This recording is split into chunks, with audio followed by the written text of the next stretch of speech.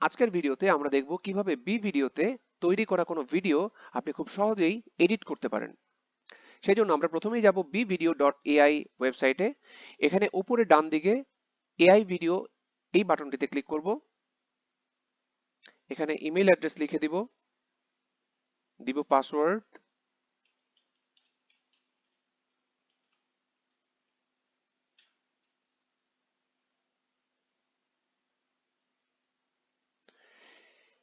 এবার এখানে আমরা দেখতে পাচ্ছি ড্যাশবোর্ডের হিস্ট্রি অংশে আমরা এর আগে যে ভিডিওগুলো অলরেডি তৈরি করেছি তার একটা লিস্ট দেখতে পাচ্ছি।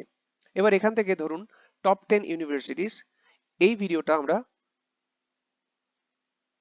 এবার এখান থেকে ধরুন টপ 10 ইউনিভার্সিটিস এই ভিডিওটা আমরা এডিট করব। আমরা ক্লিক করছি এই টাইটেলটিতে।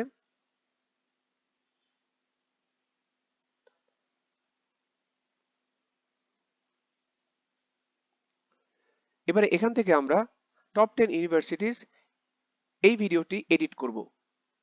তো ক্লিক করছি টাইটেলটিতে। এবারে এখানে নিচে এডিট অপশন দেখতে পাচ্ছেন এক্সপোর্টের পাশে, এডিট বাটনটিতে ক্লিক করে দিব। এবারে আমরা এই ভিডিওর বিভিন্ন ক্লিপগুলো দেখতে পাচ্ছি।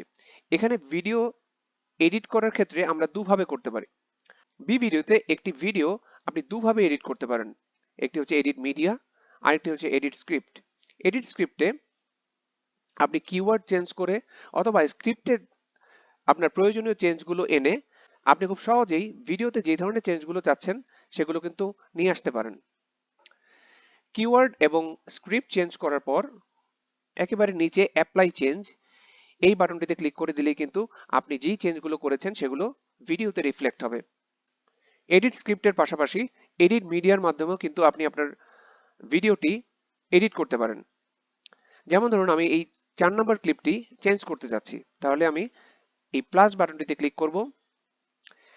এবার আমি আমার ডিভাইসে থাকা কোনো ক্লিপ চাইলে এখানে ক্লিক করে অ্যাড করে দিতে পারি, অথবা ইন্টারনাল লাইব্রেরির এই সার্চ বক্সটিতে আমার প্রয়োজনীয় ভিডিও ক্লিপ খুঁজে বের করে নিয়ে আসতে পারি এবং তারপর নিচে এখানে অ্যাপ্লাই চেঞ্জে ক্লিক করলে আমি যা যা চেঞ্জ করেছি সেগুলো আমি আমার ভিডিওতে দেখতে পাবো।